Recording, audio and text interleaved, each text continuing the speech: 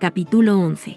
¿Por qué estás llorando? Benny, ¿es perdonable la blasfemia contra el Padre?, me preguntó un cristiano nuevo recientemente. Sí, contesté. ¿Qué de la blasfemia contra el Hijo? Esa puede ser perdonada también, dije yo. Entonces, ¿puedes decirme por qué la blasfemia contra el Espíritu Santo no puede ser perdonada? Libertad del temor. Para muchas personas el tema es inquietante, pero el Espíritu me ha dado libertad del temor de cometer el pecado imperdonable. Él me abrió el entendimiento con tal revelación que ya no me preocupa el asunto. Él estaba llorando silenciosamente. En el invierno de 1974 Dios abrió mis ojos a una tremenda verdad concerniente a la naturaleza del Espíritu Santo y por qué el Padre y el Hijo dieron la última advertencia a aquellos que blasfemaran al Espíritu. Yo estaba en oración cuando de repente supe que el Espíritu de Dios estaba en mi cuarto y sentí que Él estaba llorando. Yo sé que esto suena raro, y tengo que confesar que no lo entiendo completamente. Pero sí recuerdo que yo estaba de rodillas cuando sentí su presencia y percibí que él estaba llorando silenciosamente. Tú dices, bueno, ¿cómo sabías que era el Espíritu? Para mí, cuestionar la realidad de ese momento sería como cuestionar mi salvación, tan real como esta fue esa experiencia. Yo no puedo explicarla o comprenderla, pero sé que sucedió. La experiencia fue tan real, que efectivamente volví mi rostro hacia la izquierda y dije, Espíritu del Señor, ¿por qué estás llorando? No hubo respuesta. Y en ese momento las lágrimas comenzaron a rodar por mis mejillas. Con mis ojos humedecidos, le pregunté otra vez, Espíritu del Señor, ¿por qué estás llorando? Entonces todo mi ser comenzó a llorar. Ya no eran solo lágrimas, la realidad de lo que sentí era tan grande que comencé a gemir. El sentimiento venía de muy dentro. Era como si yo estuviera quebrantado de corazón, como una persona que acaba de perder un hijo o una hija. El gemir profundo no cesaba. Yo estaba llorando en la noche y no pude dormir. Y continuó, no por horas sino por días. Esto no fue planeado y en verdad, yo no podía entender por qué las lágrimas eran tan incontrolables. La experiencia duró por más de 3 semanas. La carga se hizo cada vez más pesada. Yo sentía como si alguien hubiera tomado una carga de 1000 libras, la hubiera ligado apretadamente a mi espalda, puesto llave a las ligaduras, y me hubiera dejado solo para que luchara. De todos modos, sentía como que yo estaba sobrecargado con una carga pesada y opresiva de dolor. Esa es la única manera de describirla, una carga de dolor. Paseándome por la habitación. Me sentía como el salmista cuando escribió, me he consumido a fuerza de gemir, todas las noches inundo de llanto mi lecho, riego mi cama con mis lágrimas. Salmo 6:6, allí estaba yo, afligido sin saber por qué, paseándome por la habitación buscando una razón. Alcé mi vista y dije, Señor, ¿por qué? Yo oré que me librara de este peso inexplicable sobre mis hombros. En ese momento el Dios omnipotente transformó esa carga de dolor en una carga por las almas perdidas que jamás había conocido antes. Lo que comenzó por preguntarle al Espíritu Santo, ¿por qué estás llorando?, terminó con una carga que transformó mi vida, una carga por los perdidos que nunca me ha dejado, ni una vez, hasta este día. Yo salí de aquella experiencia, aunque todavía no la entiendo completamente, convencido de que el Espíritu Santo se aflige por el mundo. Estoy completamente persuadido de que con lágrimas Él busca siervos que lleven el amor de Dios. Yo creo que el Espíritu del corazón del Padre se está quebrantando por las necesidades de la humanidad. Quizás en aquellas semanas Él me permitió tener solo un vislumbre de su agonía por los perdidos. No había duda de lo que sería el futuro de Benny Hinn. Yo sabía que tenía que predicar el mensaje del Padre, del Hijo y del Espíritu Santo. Y no he dejado de hacerlo desde entonces. El Espíritu es tan especial que cuando Él encuentra a una persona que Él pueda usar, le permite sentir el palpitar de su corazón. Cuando tú hayas sentido el dolor que el Espíritu Santo siente, ese sentir se adhiere a tu conciencia y nunca te deja. No solamente ves las necesidades de la humanidad, tú sientes aquellas necesidades desesperadas como nunca antes. Pero yo creo que había otra razón para que Dios me permitiera pasar por aquella lección. Aquello abrió mis ojos al por qué el Espíritu Santo es un miembro de la Trinidad, y sin embargo, es diferente del Padre y del Hijo. Y me hizo posible juntar las piezas del rompecabezas llamado el pecado imperdonable. Insulto y calumnia. ¿Qué dice la Escritura exactamente? Jesús, hablando a los fariseos, dijo, el que no es conmigo, contra mí es, y el que conmigo no recoge, desparrama. Por tanto os digo, todo pecado y blasfemia será perdonado a los hombres. Mas la blasfemia contra el Espíritu no le será perdonada. Mateo 12, 30-31. Luego, haciéndolo aún más claro, dijo, a cualquiera que dijere alguna palabra contra el Hijo del Hombre, le será perdonado, pero al que hable contra el Espíritu Santo, no le será perdonado, ni en este siglo ni en el venidero. ¿Qué abarca la palabra blasfemia? La palabra tiene diferentes significados que incluyen hablar mal de burlarse, o escarnecer, injuriar, denigrar, criticar, o hablar irrespetuosamente de difamar, herir con palabras, calumniar, o acusar falsamente, insultar a algunos. Nos pueden preguntar, ¿cómo uno difama al Espíritu Santo o cómo lo insultas? Es un acto voluntario. El libro de Hebreos habla directamente sobre el asunto, porque si pecaremos voluntariamente después de haber recibido el conocimiento de la verdad, ya no queda más sacrificio por los pecados, sino una horrenda expectación de juicio y de hervor de fuego que ha de devorar a los adversarios. El que viola la ley de Moisés, por el testimonio de 2 o de 3 testigos, muere irremisiblemente. Cuanto mayor castigo pensáis que merecerá el que pisoteare al Hijo de Dios, y tuviere por inmunda la sangre del pacto en la cual fue santificado, e hiciere afrenta al Espíritu de gracia. Hebreos 10, 26-29. A esas palabras sigue este serio recordatorio, pues conocemos al que dijo, mía es la venganza, yo daré el pago, dice el Señor. Y otra vez, el Señor juzgará a su pueblo. Horrenda cosa es caer en manos del Dios vivo. ¿Qué diferencia? ¿Por qué no hay perdón para la blasfemia contra el Espíritu Santo? A través de las páginas de este libro he compartido contigo de la Escritura que hay una particularidad, una diferencia, en el Espíritu Santo. Él no es más alto ni más bajo que el Padre o el Hijo, pero tenemos que llegar a conocer sus características. El Dios Todopoderoso, el Padre, es el gran Dios del cielo y tiene que ser adorado, alabado, glorificado, magnificado y ensalzado. Jesús, su Hijo, es el Señor de la gloria, a quien aún los ángeles temen mirar. Sin embargo, amigo mío, yo entiendo que el Espíritu Santo tiene la capacidad de sentir las emociones humanas, aún dolor, aflicción y angustia, con una intensidad que Él solo conoce. Tú dices, ¿quieres decir que el Espíritu Santo puede sentir un dolor de corazón en una manera diferente que el Padre y el Hijo? La Escritura no dice, no contristéis al Padre o al Hijo. Siempre es, no contristéis al Espíritu. ¿Por qué? Yo creo que es porque Él es tocado en una manera profunda e intensa que en algo difiere de lo que experimentan los otros miembros de la deidad. El solo hecho de que Jesús dijera que alguna palabra contra el Hijo del Hombre le será perdonado, pero el que hable contra el Espíritu Santo no le será perdonado, indica que el Espíritu Santo puede llegar a herirse. ¿Por qué del Padre se dijo que hicieron enojar su Santo Espíritu? En otras palabras, el Espíritu de Dios fue afligido o atormentado, y la Escritura dice que, por lo cual se les volvió enemigo y él mismo peleó contra ellos. ¿Por qué el Espíritu parece ser tan protegido? Quizás sea porque Dios el Padre sabe cuán tierno el Espíritu es. Es casi como si Dios el Padre dijera, si tú lo tocas, jamás te perdonaré. ¿Por qué el Espíritu Santo está tan protegido por Cristo que Jesús decía, mi sangre limpiará todos los pecados menos ese? Él aún dijo, pero cualquiera que blasfeme contra el Espíritu Santo, no tiene jamás perdón, sino que es reo de juicio eterno. Marcos 3:29. ¿Por qué? Repito, porque el Espíritu Santo es diferente y su corazón puede ser tan fácilmente lastimado. Pero, ¿puedo darte una palabra de consuelo? Antes de Jesús hablar de blasfemia, Él hizo una declaración muy importante que debes de leer una vez más. Él dijo, el que no es conmigo, contra mí es, y el que conmigo no recoge, desparrama. Mateo 12:30. Si tú estás trabajando para Cristo, no caes dentro de la categoría de su advertencia. Cuando el Señor habló sobre el tópico de la blasfemia, hizo absolutamente claro que estaba amonestando a personas que no estaban trabajando con Él. Pregúntate, ¿estoy con Él? Si la respuesta es sí, entonces pregúntate, ¿estoy recogiendo almas para Él? Si la respuesta todavía es sí, puedes decir, entonces nunca blasfemaré al Espíritu. ¿Estás preocupado? Una adolescente vino a mí convencida de que ella había blasfemado contra el Espíritu Santo. ¿Estás preocupada?, le pregunté. Sí, dijo ella con una mirada turbada. Jovencita, le dije, el solo hecho de que estés preocupada quiere decir que tú no blasfemaste contra el Espíritu. Tú ves, la blasfemia es un acto de la voluntad que no acarrea preocupación. La blasfemia es maldecir a Jesús y decir, no me importa lo que Él hizo.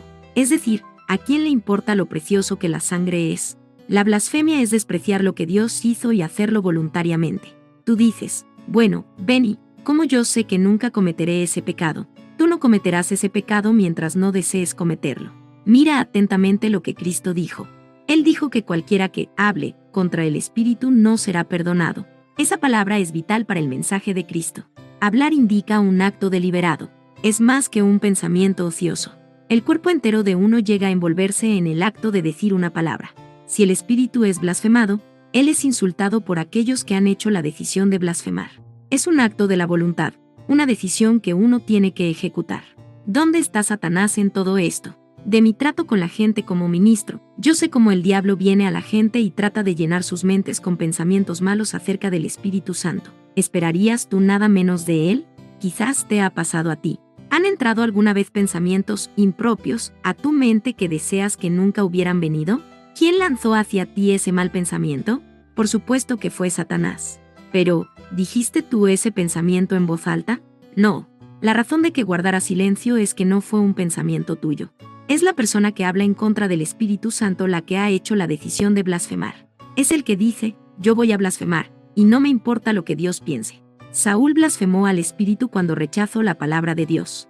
Demás, uno de los compañeros de Pablo, blasfemó cuando le dio la espalda al Evangelio y volvió a la lascivia de la carne. Pablo escribió, Demás me ha desamparado, amando este mundo, y se ha ido a Tesalónica. 2 Timoteo 4:10. No le permitas que te deje. Tú dices, nos has estado diciendo que no podemos blasfemar. ¿Y qué de Saúl y demás? Mi punto es que tú no puedes blasfemar mientras decidas vivir para Jesús y permanecer con esa decisión. El camino a la eternidad está cubierto de personas que empezaron con Cristo y terminaron con Satanás. Hay los que pasan al frente y le dan la mano al predicador como si eso les diera una clase de póliza de seguro, que les garantiza una mansión en el cielo. Pero sus corazones no acompañaron a sus acciones. Pronto encuentras a esos mismos enamorados de la lascivia, el dinero o el brillo del mundo. Y dicen, Dios, yo me voy. Puede que te preguntes, ¿cómo sé que el Espíritu Santo está todavía conmigo? ¿Y cómo sabré si Él se ha alejado y cuándo lo ha hecho? Es una táctica de Satanás, atacarte y llenar tu mente con estas palabras. El Espíritu Santo te dejó, se fue para siempre. Nunca lo volverás a tener. Pero no aceptes eso. Te diré cómo puedes saber si el Espíritu todavía está contigo.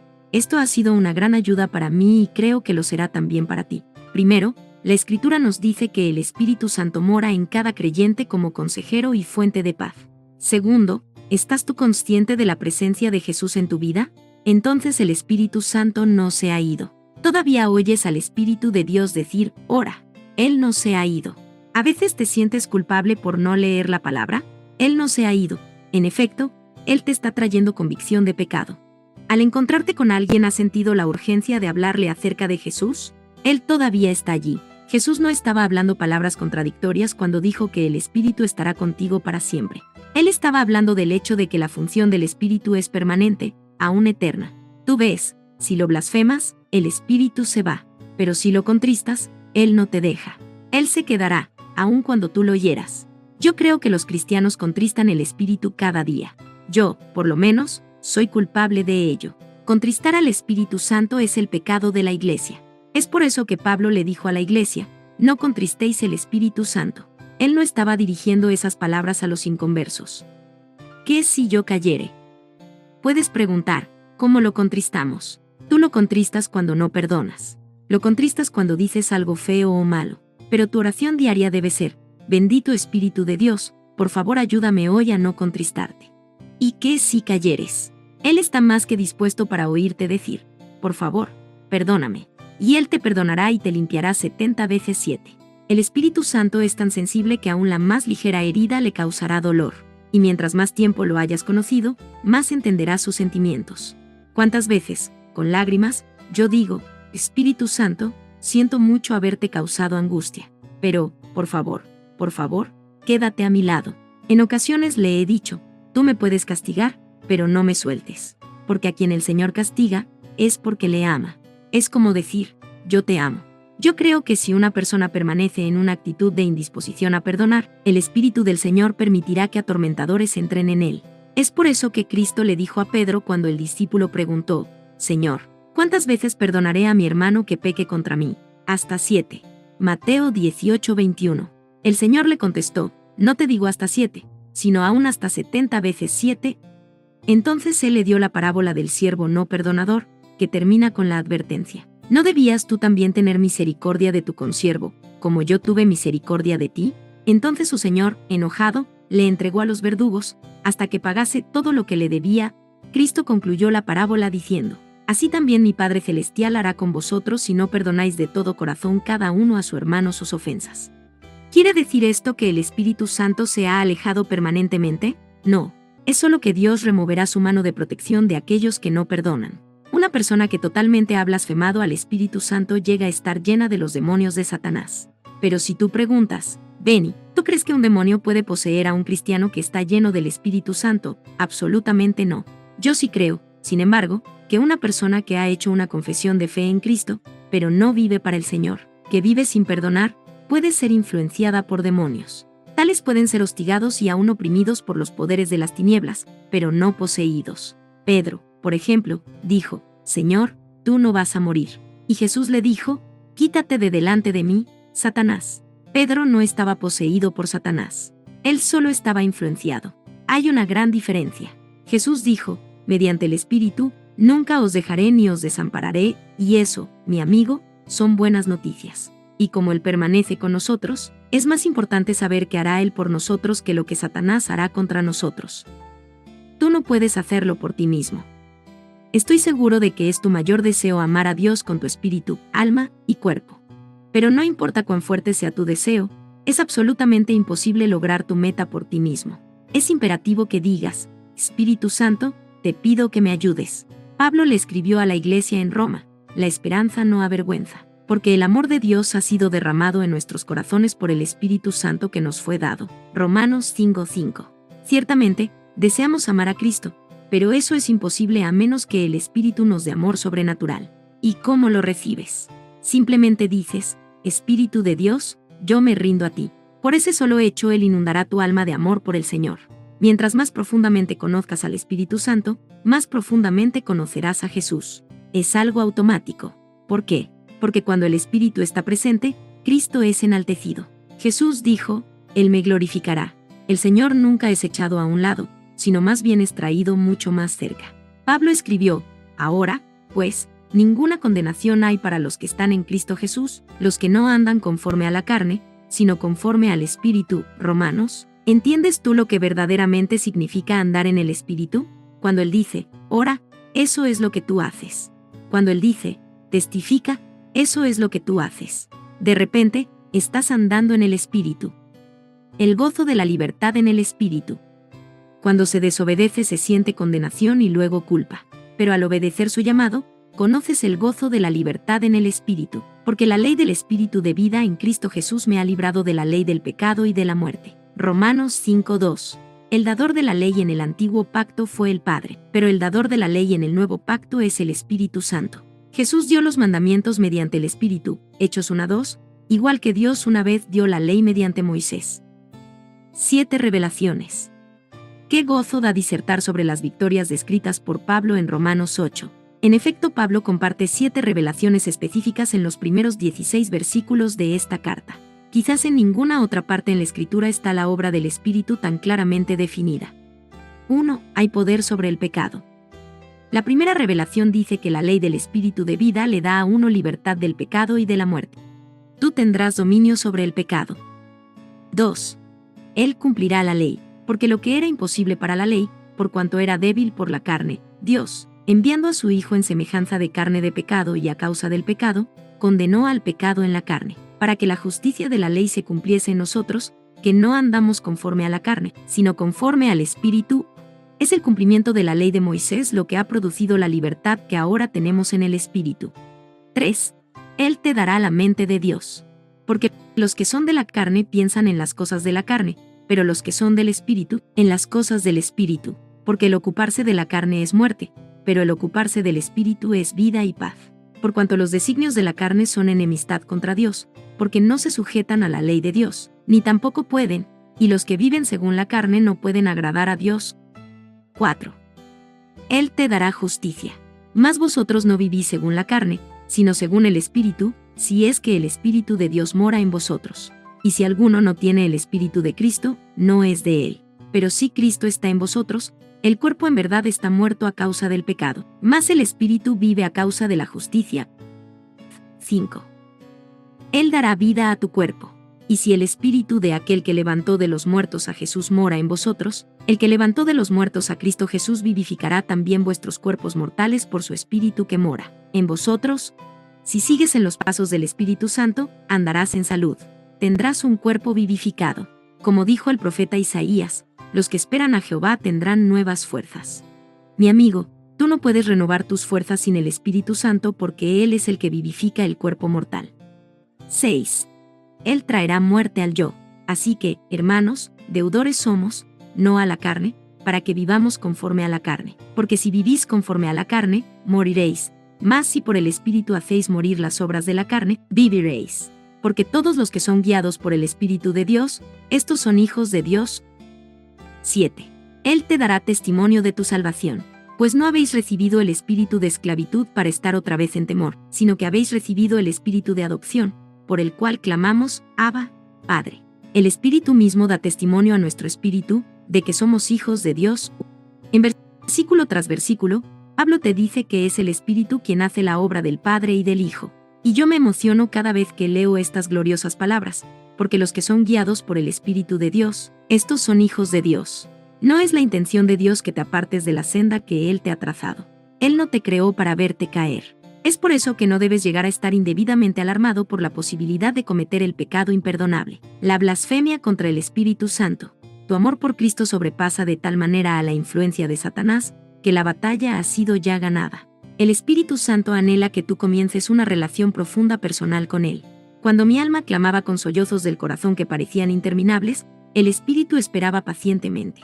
Su carga vino a ser mi carga, y esa experiencia me dio una pasión por las almas que nunca ha disminuido ni se ha apartado.